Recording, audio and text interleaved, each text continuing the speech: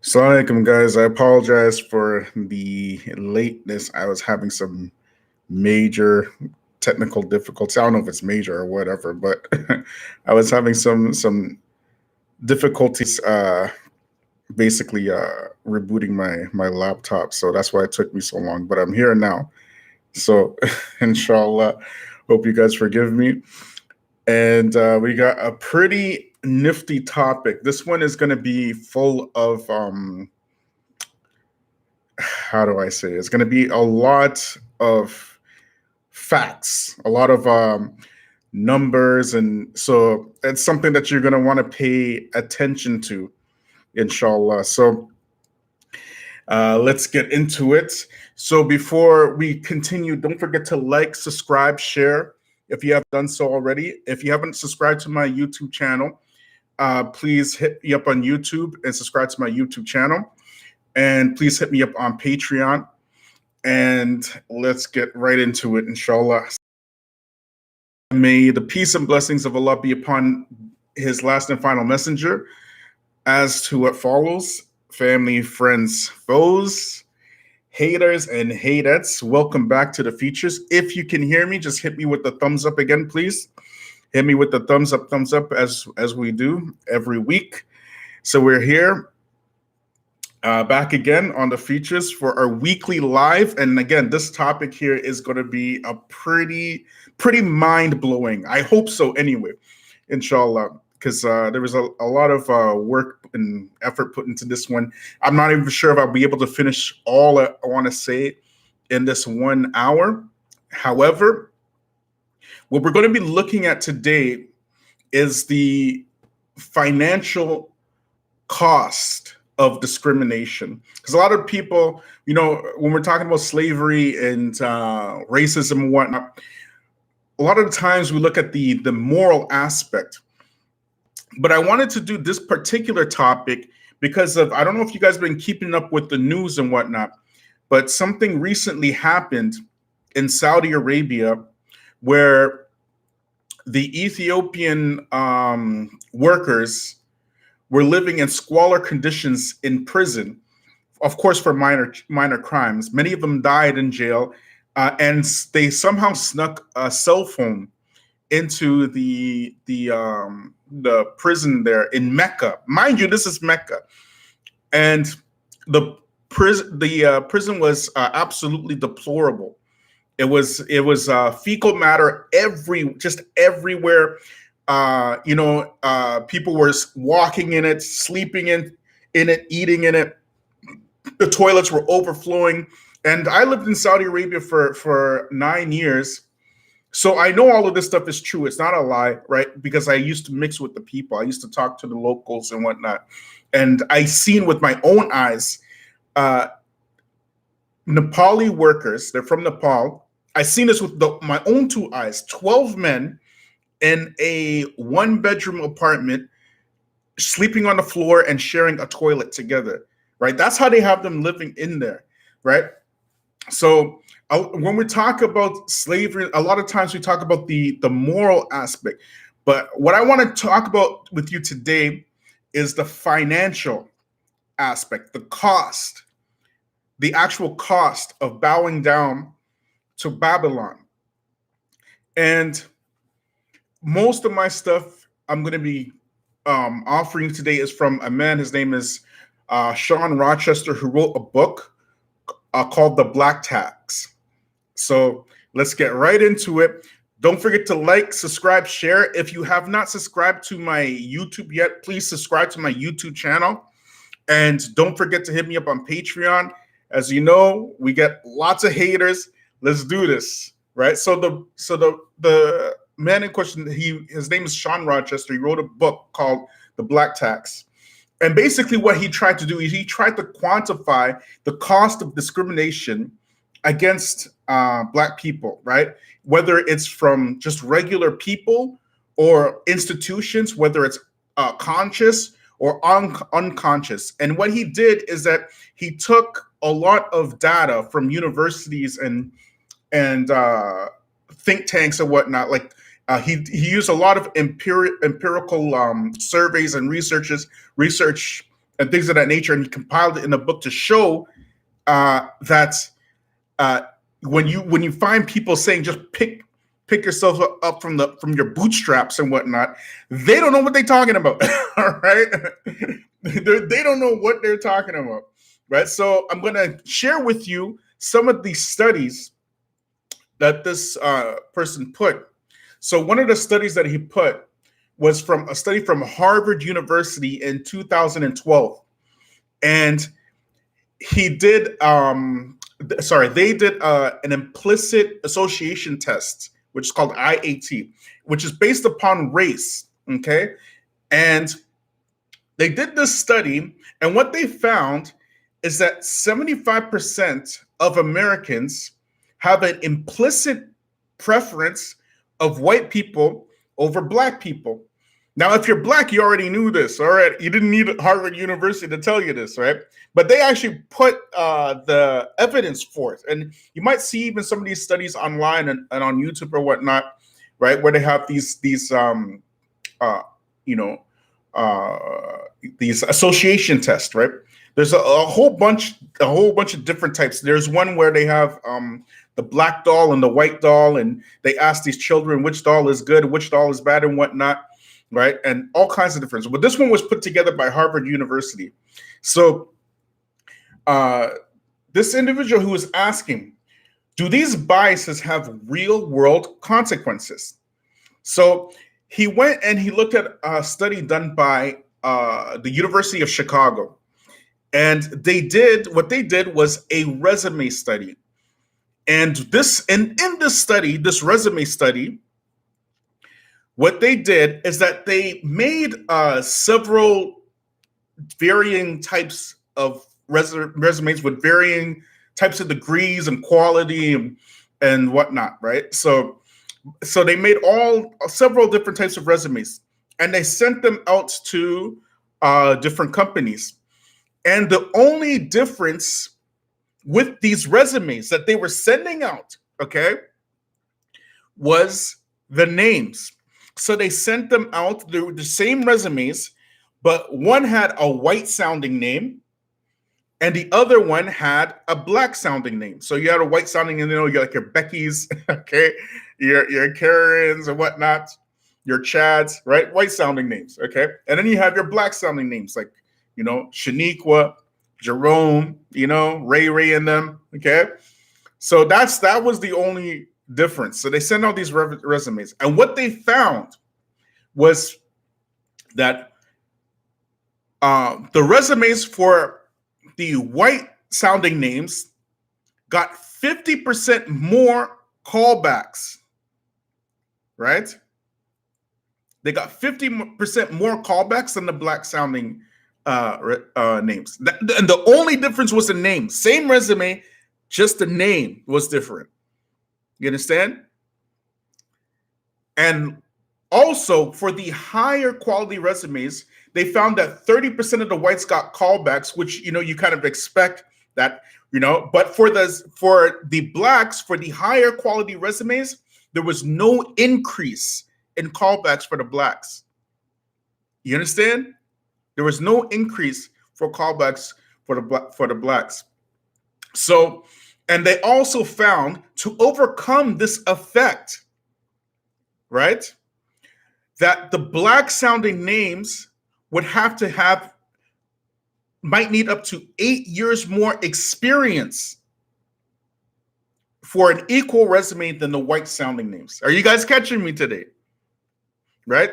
So, and they also found in the same study, okay, that if you're white with felony convictions, you will get more callbacks than a black person than with a clean record. University of Chicago. Yes, that is crazy. Like, subscribe, share. Please hit me up on Patreon. Yes, that is crazy. Because the only difference was you have Chad over here and you have Jerome over here, or you might have Abdul Wali over here, or or Khadija over here. That's it. That's the only difference. Just the sound of the name was enough to throw them off. Okay. So 1 second here. So let me fix my computer. You guys might recall that when I had interviewed the brother Bilal Bennett, right? Those of you who watched the full interview, right? One of the things that he mentioned in that interview was that 1 second here. One of the things that he mentioned was that he wanted to go do this type of IT work, right? He mentioned this in his interview. He wanted to do IT work, and he met up with a brother who was high up on the chain in the IT world, right? So he's putting in the work, he's studying, he's going through the schooling process, everything, he's doing his thing, right? And he's making a relationship with this brother, right? Pakistani brother, so that he can get into IT. Right? And he's telling us it's there on my channel, Convert Profiles. He mentioned one of this story. This is the last story he mentioned actually in the conclusion, right? So he said that he knew his stuff, right? And he had finished his studies and courses and whatnot. And the brother, Pakistani brother, Jamaat Tabligh, he used to hang with them. His kids used to go to the same masjid, and they would his kids would go to the same masjid and whatnot, and they would study Quran together. You see what I'm saying? So he did all of that, right? And so when the time came, he asked him if he could, have a job with him, because he's like the head. He's like the main man, right? He's running the Pakistani brother is running a school, and he's running his business. And he said, and the Pakistani brother told him straight up. He told him straight up that I can't hire you because you're black. That's what he told him. Go listen to the interview. You'll see it there, right? Anyway, he tells it way better than me. But the point was, why am I mentioning this? Because obviously that's related, because we're talking about the cost now, right? The cost, right? Because I asked him if this same brother, the Pakistani brother, benefited from affirmative action. And he said, yes, of course he did. He benefited from affirmative action. So affirmative action is something that was specifically meant for black people. This Pakistani brother benefited from affirmative action, a program specifically meant for black people, and then he locked a black brother out of receiving any type of economic advancement, right? Because he's black, right? And he said it straight like that, right? So I asked him, what is the whatchamacallit? What's the whatchamacallit? The salary range for somebody in that profession? He told me 6 figures, right? 6 figures. So you got to imagine now that when you look at these resumes, right, and you have the skills, you have the the know-how, everything. You can do all the work, but you get locked out specifically and only because you're black. What kind of financial trickle-down effect does it have on the community at large? You understand? Because now it's not just you and your money and your family. You're talking about the community at large now, who's losing a skilled person who can do work, but is being locked out because of their blackness. You feel me? So there is a communal effect of this type of discrimination. You understand? So if you look at slavery now, and we go back to slavery. What is slavery? Slavery is essentially a 100% tax on your labor, right? But the transatlantic slave trade, that it wasn't just taxing your labor. They were taxing your body. They were taxing any offspring that you had and your children. So your children, they're not your children. They become the slave master's children. You don't own your children.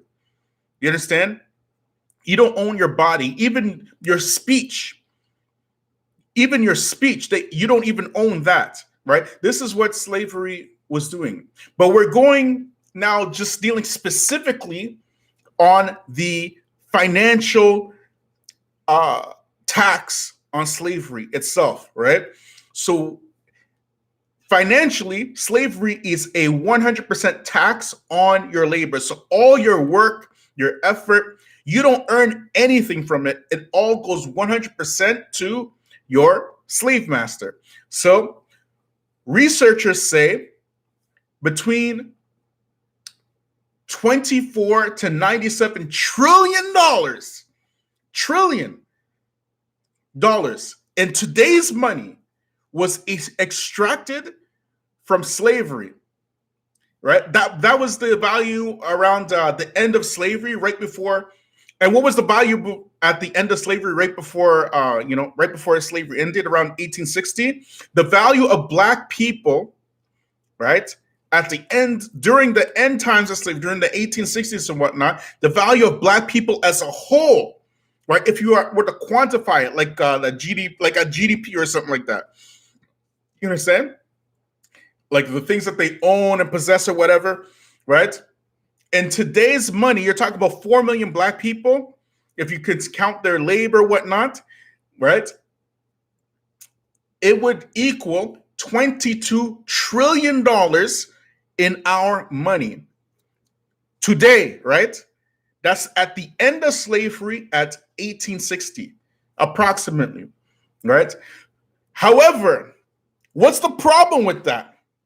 What is the problem with that? The problem is that in that time, if you're looking at, we're only looking at America right now because this is American research, right? So if you're looking at America, right, there are 4 million Black people, right, and their GDP per se, like their labor, their skills, everything, was worth 22 trillion. But today, in our time, you know how much it's worth for 44 million Black people? Do you know how much it's worth? $1.8 trillion. $1.8 trillion. So you have almost just over 10 times the population in 2021, and you have approximately 10 times less worth in monetary gains in 2021 as compared to slavery. Now, the question arises, well, how is this possible? How is this possible? And that's why you have to ask the economic questions. You understand? Yes, the buying power. Yes, we're talking. If you're talking about like the net worth, that's just something completely different. When you extract like debts and all this other stuff, right? Because I believe the buying power last year, I did a video on this. Last year was I believe was 14 trillion, right? Which is, if you take that number, right, that is the spending power, right? That is more than 15. That is more than 90% of the countries in the world. But yet still, Black people don't have in any community. They don't have any of the 4 basic institutions. They don't have a bank, school, a supermarket, or a hospital. You can't find a Black community with all 4. You can't find that anywhere in the West or in any colonial like slave country. You can't find that. You understand? Black owned, completely Black owned, right? So, anyways, moving on, right? So if you go now to the Civil War, right? Let's go back to Civil War, because now we're just going to measure financially, right? How is this even possible, right? How is this even possible, right? So if you go now back to the Civil War, what were Black people promised at the end of the Civil War? What were they promised to get them to fight the Civil War to begin with? What did these devils promise Black people? What did they promise them? Somebody answer. What were they promised? Everybody should know this one. What were Black people promised at the end of the Civil War?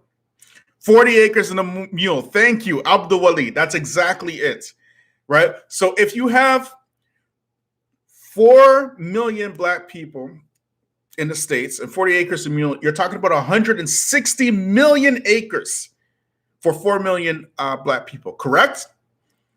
Right? Correct? Were they given this?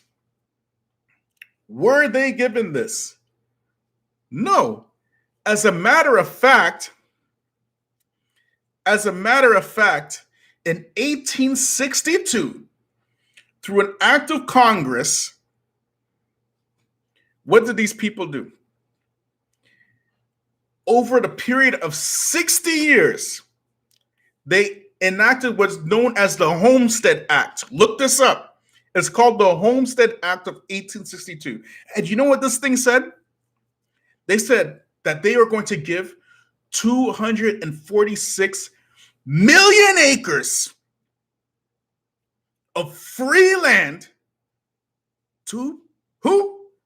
Not the people that they promised. No, white folks. 160 acres free for each family.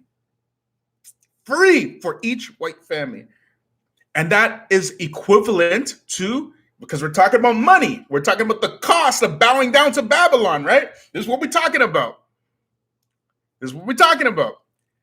In today's money, it's approximately $1 million worth of wealth for each family. But they, not only that, did they promise the land, but they promised the tools, the education and farming. Yes, the Homestead Act. Yes. 1860. Look it up. All of this is real. And the people that fought for your Civil War because of your white jealousy of the people in the South, what did you get? What did you get? Did you get what you were promised? No, you did not get what you were promised. As a matter of fact, after the Civil War, the land that was confiscated from the treacherous Confederate States, right? Because they wanted to break up the Union, you understand? They wanted to separate from the Union. The land that was confiscated from those Confederate States was given them back, right? So now the Civil War ends and slavery ends with it, right? Slavery ended because slavery was the engine behind the economic Goliath in the southern states. So that got killed, right? Which caused a cotton famine internationally, right? And many people lost their jobs because, you know, you can't beat free labor, right? Can you beat free labor? Can you beat somebody working on your land 12 hours a day for free? You can't beat that, right? So what did these people do in order to make up for that free labor? What did they do? Because remember what we said, slavery is 100% tax on your labor. All they did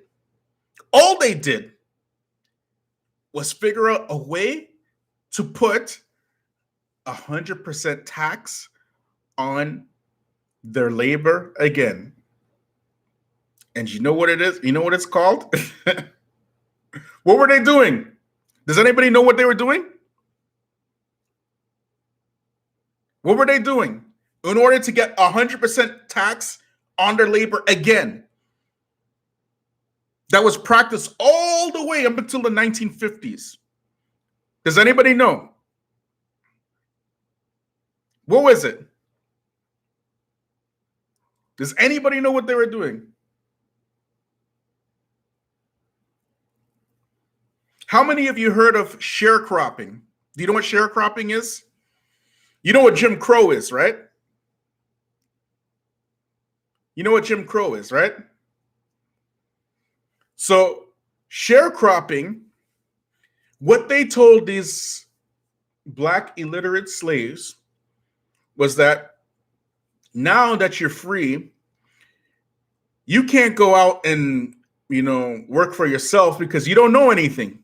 You know what I mean? You aren't educated. You can't read. You can't write. Nobody's gonna hire you. So what you're gonna do is you're gonna come and you're gonna work for me as a contractor. And because you don't own anything, what I'm going to do is I'm going to loan you everything you need. So what did these people do? They loaned them everything. They loaned them, their food, their clothes, their their tools, their seed. Now you got to remember, when you're planting, if you're a farmer, if you're planting something in the ground, does it come up today? No, it doesn't come up today. It's a laborious process, right? It takes time. It takes a lot of time. You have to till the land, clear the land, make sure, take care of your plants, all this kind of stuff. Irrigate the land. It's very labor intensive. Anybody who knows anything about farming knows how labor intensive it is, right? All right. So you're not getting this your crops tomorrow. Right. So the Jim Crow system and sharecropping was designed to put 100% tax on that labor. What do you mean, Bilal? Right. What do you mean? I thought you said slavery ended. No, it never ended. All they did was redesign it. All they did was rebrand it, like they always do. Okay. They always do the same thing. Right. So anyway, these white landowners, what did they do?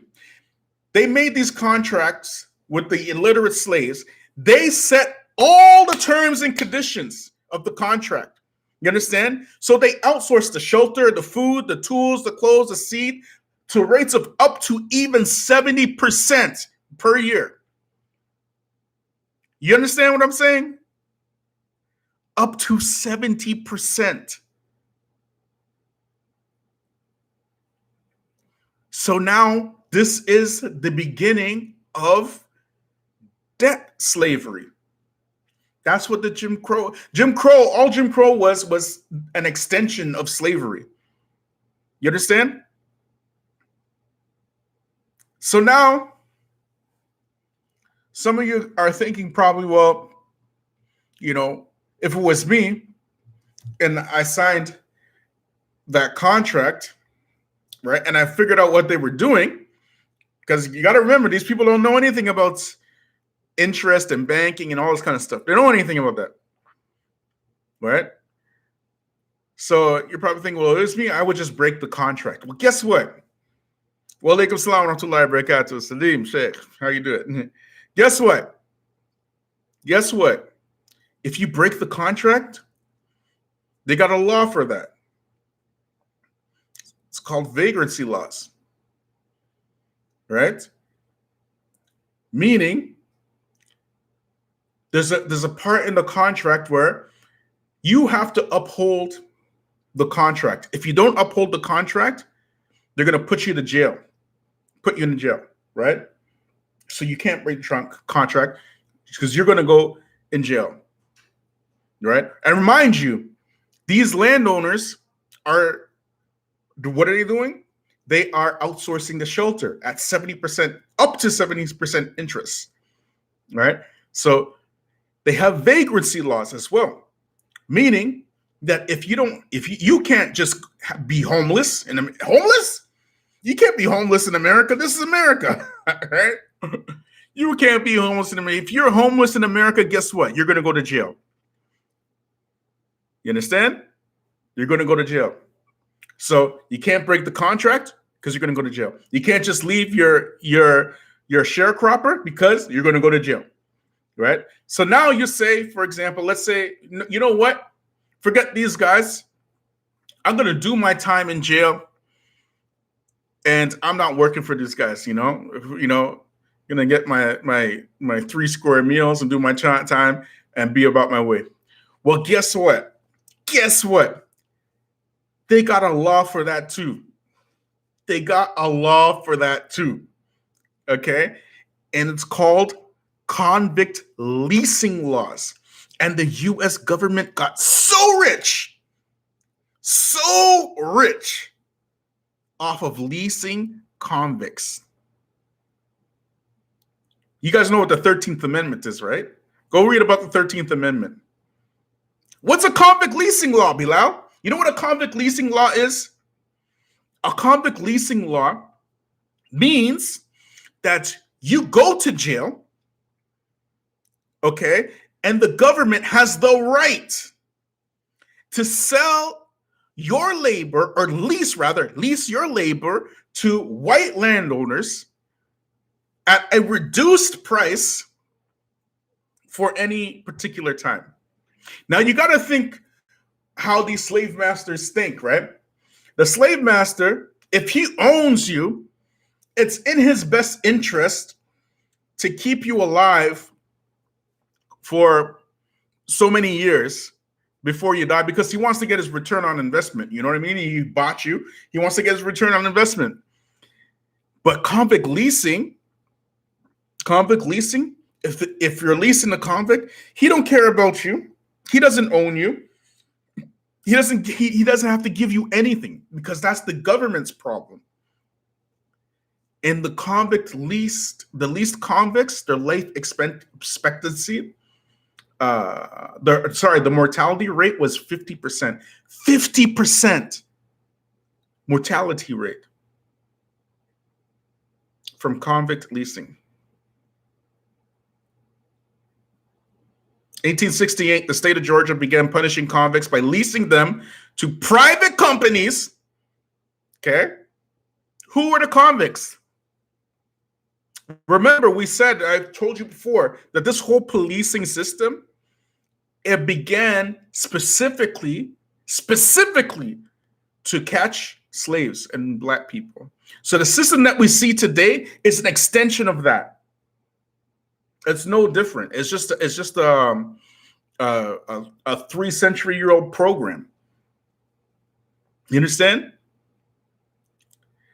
So, continuing, please like, subscribe, share. Please hit me up on Patreon. So, continuing.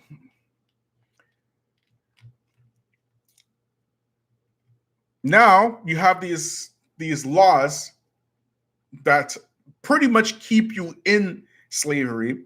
You don't own land, right?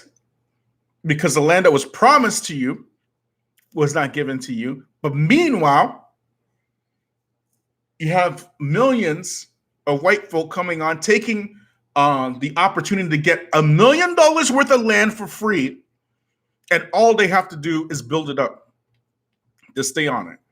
That's it. So you could imagine these people are promised free land, free labor. Who can't get rich off of that? But they want to tell us to pick ourselves up by our bootstraps. Now, I want to read you something from this book. This book is called The Secret Relationship Between Blacks and Jews. Now, I want you to put yourself back in the times of slavery, okay? How did these slave owners commodify black bodies? How did they measure the usage? You know what I mean? How do they look at us? Do they look at us like humans, or like, what was their thinking? You understand? Now, I'm reading directly from this book, okay? It's pretty old. That's why it's falling apart. So excuse me. All right. I read it several times, but here we go. Okay. So, oh, no, that's not that one. This quote right here. So this quote. Yeah, this one right here. Okay. Okay, so I'm quoting from The Secret Relationship Between Blacks and Jews. Okay. And this quote here And I'm going to read the footnote for you first so you can know. This is from Elkin and page 17, right? Jewish slave owner. This is what he said.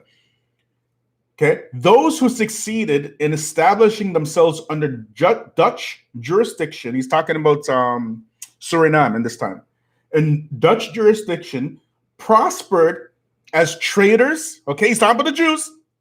Traders. Okay. The Jews. Middlemen. Okay. Interpreters and brokers of slaves. The Dutch West India Company monopolized the import of slaves, but private entrepreneurs ran the slave auctions. Which private entrepreneurs ran the slave auctions? Which private entrepreneurs ran the slave auctions? The Jews, okay? The Jewish people, okay? Now listen. This is the part I want you to catch, okay? Among these were numerous Jews who also provided credit, okay? They were making money off of banking off of this, okay? That plantation masters needed until the sugar crop was brought in, okay? Listen. Considering that mill owners found it cheaper, okay? Considering that mill owners found it cheaper to replace a slave every 7 years than to feed him adequately.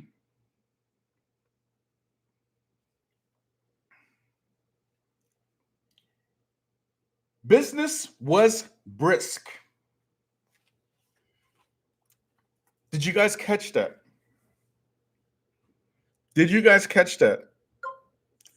What he's trying to say is that Assalamualaikum, guy. It was more profitable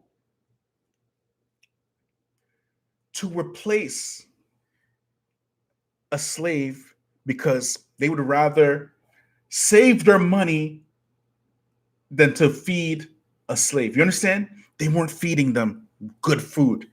Let them die after 7 years. Meaning the life expectancy of a slave was 7 years, and they quantified the life of a slave in terms of dollars and cents.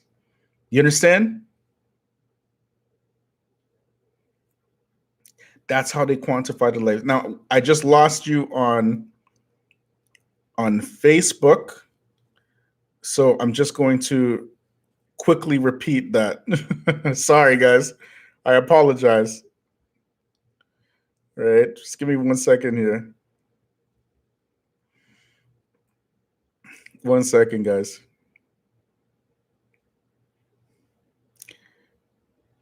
Okay. Having some technical difficulties today, boy.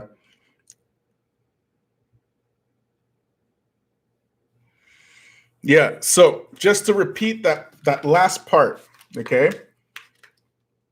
Considering the mill owners found it cheaper to replace a slave every 7 years than to feed him adequately, business was brisk. Business was brisk. Did you catch that?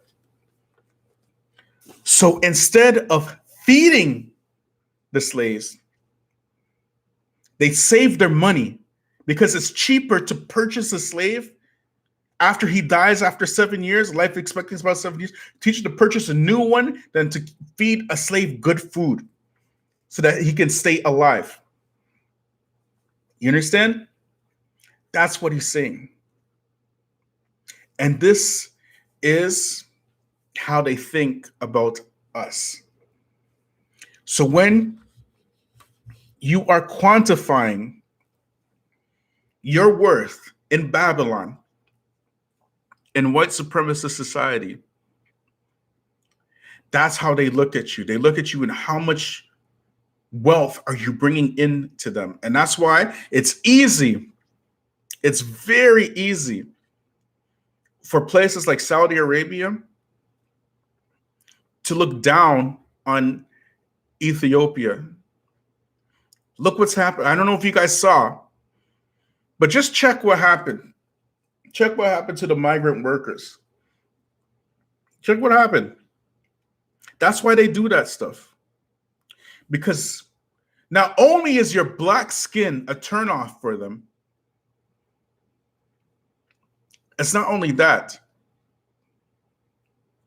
but they find it by necessity, you are only good for doing these laborious, useless, or not useless, but these laborious tasks that nobody wants to do. You do all the work and get paid nothing. Wa alaikum salam wa rahmatullahi wa barakatuh.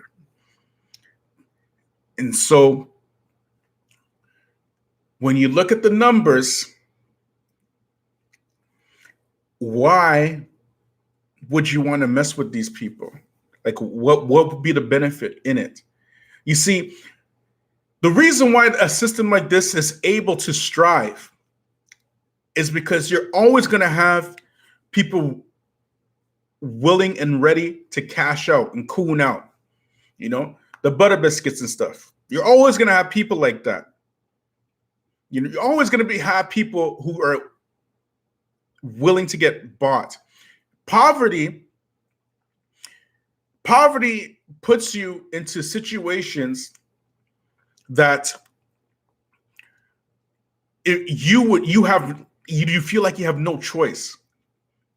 How is it that so many millions of migrant workers can go to the Middle East, for example, and risk their life to go to the Middle East, knowing that they're risking their lives? They know this. What puts them to that point? What puts an African to the point of going through Libya, through the Mediterranean Sea to try to get to Europe? What makes a human being that desperate? It's economics. At the end of the day, it boils down to economics. And it's because of economics that you will find the whole world, like a good portion of the people of the planet, see Africa as a country and not a continent. Why? Because the economics in Africa is intentionally suppressed, so much so that those people become desperate. And now you have a perpetual class of slave labor. You know, chocolate, all your chocolate, where does it come from? All your chocolate. How much percentage of your oil comes from Africa? What about all your cell phones, the minerals like cobalt and whatnot from the Congo and whatnot? Where does that come from? How much of the world's minerals come from Africa? Platinum, gold. Mansa Musa was the world's richest man. And how much gold came out of Africa because of him? You understand? So when Europeans or when white people see this, they see the resources, but they see the people. How can we get rich off of the people and the resources itself? And this is what they do. They lock you out. They lock you out. And the cost of that is that when you are financially locked out of a system that they keep telling you it's working,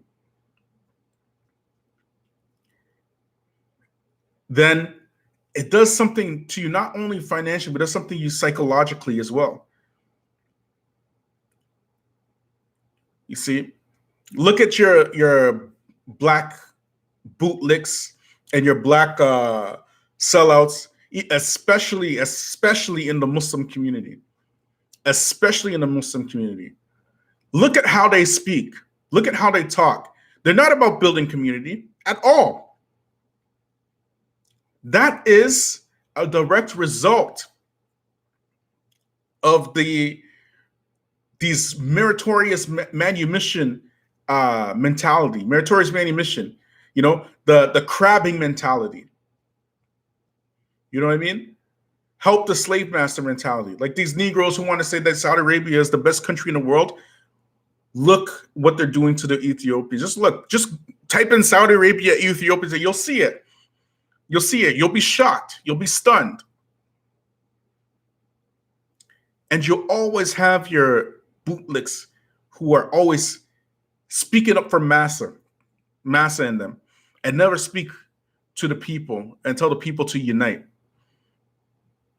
If we just united, and it's possible, this is the funny thing, not only is it possible, but even you can say it's wajib.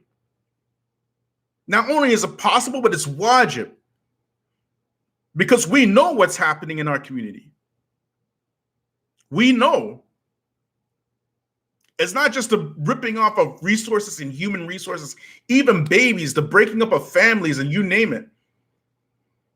And it takes a financial toll when another Muslim can tell another Muslim, oh, I can't hire you because you're black, just like that. And then you go to Saudi Arabia, not just Saudi Arabia, but also Dubai, Kuwait, UAE, Abu Dhabi, Lebanon. Just go on and research the stories. Look at what they're doing to the Africans there. And then Africans come to the West. They want to rag on the Americans. The Americans want to rag on the Africans. Somalians want to talk about black folk. Black folk want to talk about Somalians. And all of this, all of it is by design. It's all design. All by design.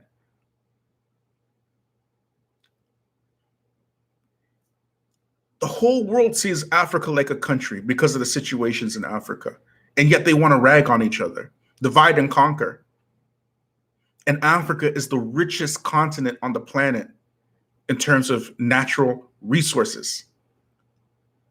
There should not be a single starving child in Africa. But there are starving children in Africa. As a matter of fact, there are enough resources on the planet Earth today to feed every single human being 20 times over.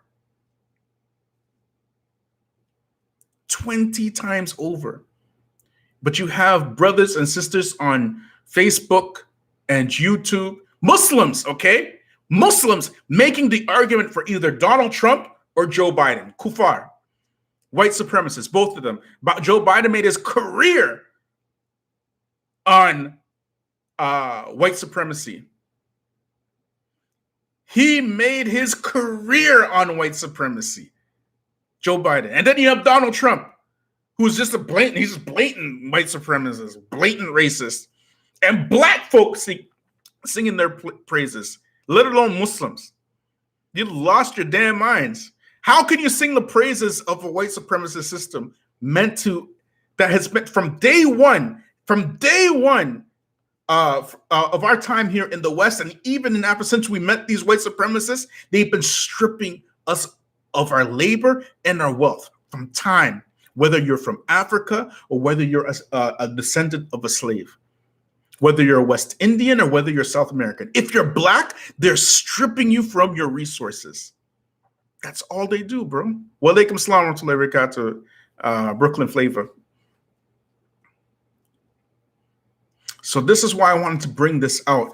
And I'll leave you with this because I think it's relevant. The last live I did, I talked about the connection between black people and the Beni Israel and Musa and like that. You understand? So I want to read you guys something from the Quran. And I'm going to show you that even in the Quran, the mentality of these people is like the mentality of us today. And that's why we're still in this condition, right? So Allah says in the Quran, وَإِذْ قُلْتُمْ يَا مُوسَى, and they said, O Musa, لَن نَصْبِرَ عَلَى طَعَامٍ, we can't be patient with this with this food. Okay. لا لا نصبر على طعام واحد. We can't be patient with one type of food. فادعوا لنا ربك. So call your Lord for us. يخرج لنا مما تنبت الأرض, and ask him to make the tomb from the earth to come up. Min like the greenery, or the greenery. Min bakaliha, from the buckle. What's buckle? Buckle is like what? Onions or something? Buckle. What kithaiha? I'm not sure what kitha, maybe lentils. What fumiha? Fum, I think is fum onions. One of you can translate for me, okay? Go fumiha. What adasiha? Adas is like the lentils. What? Basaliha. I think bustle is onions. So anyway, you're talking about garlic and thyme and lentils, right? I'm not a translator, right? So anyway, they want this food. This is what the food they want. The Beni Israel's asking for this food. Okay. Okay. قال تستبدلون الذي هو أدنى بالذي هو الخير هو خير. So Musa is saying to them, do you want to trade that which is worse for that which is better? Okay. Musa is telling them, do you want to trade that which is worse for that which is better? Where are you going with this, Bila? What does this have to do with Beni Israel and the cost of bowing down to Babylon and all this kind of stuff? Okay, listen, pay attention, okay?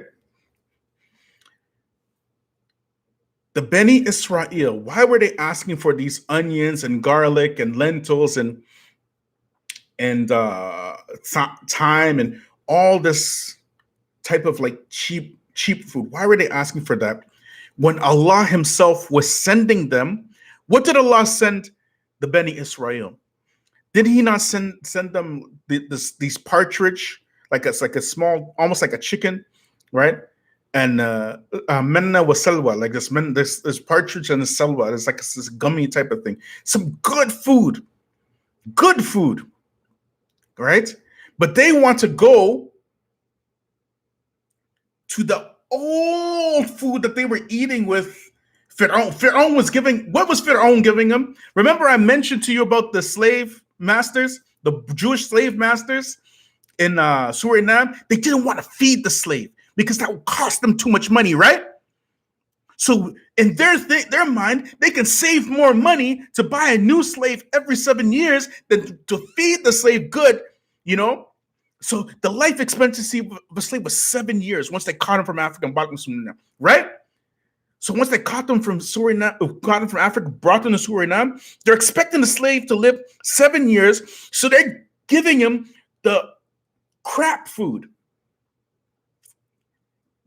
Pharaoh was doing the same thing. He was giving them this food, this cheap food. The slaves, what did they used to eat? What did they used to eat in America? The American slaves, what did they used to eat, people? Come on. Collard greens, chitlins. What are chitlins? Chitlins are the entrails and the guts of a pig. Collard greens are like these weeds. They like almost like weeds, like this thing that grows up wild and because they bring them from Africa. So what are the Africans doing? Their slave master's not feeding them. He's not feeding them. So they're just looking in the bush. So they see something that looks like food. They pick it up, they cook it, they eat it, they give it a name, collard greens. What's this thing? Sweet potato? Sweet potato. That's how they were eating. They would ask the slave masters for the entrails of a pig, and they gave it a name, chitlins. And some of you Negroes are exactly like these people in this ayah. Exactly. What do you mean, Bilal? Make it make sense. Just like the people from Fir'aun, they couldn't. They got used to that slave food at the time of Fir'aun. You are used to the slave food today. You are used to eating nonsense. And every single time somebody feeds you nonsense, you eat it up. And you call it good. That's how you are. That's why you're easily duped and tricked. Allah says one thing in the Quran, you do a different thing altogether. Allah is giving you good food, halal food, but you want to go back and eat that slave food. You like the chitlins, you like the collard greens, you like those biscuits, and the whole world is looking at you eating up this nonsense while they're eating good. That's why you don't eat good. You don't eat good because you see good food, but you have a problem with it. You like the slave food.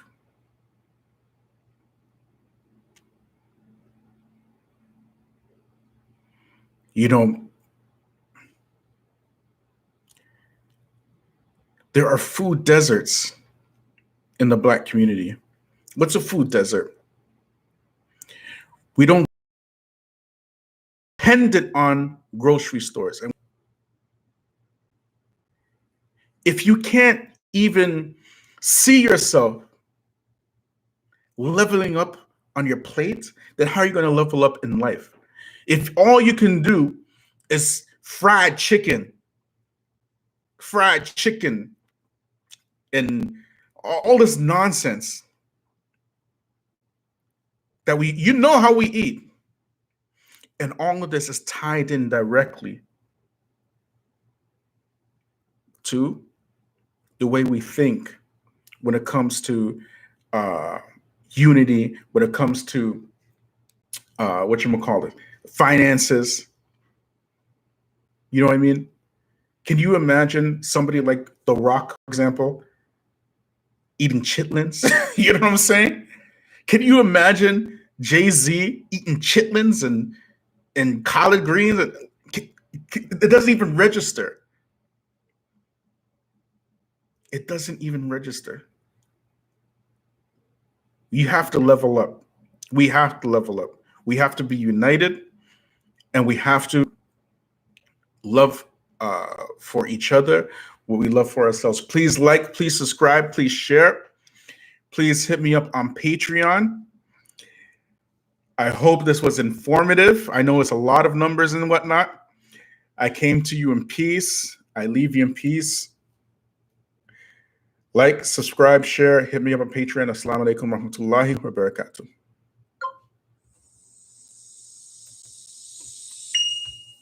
A slave because they would rather save their money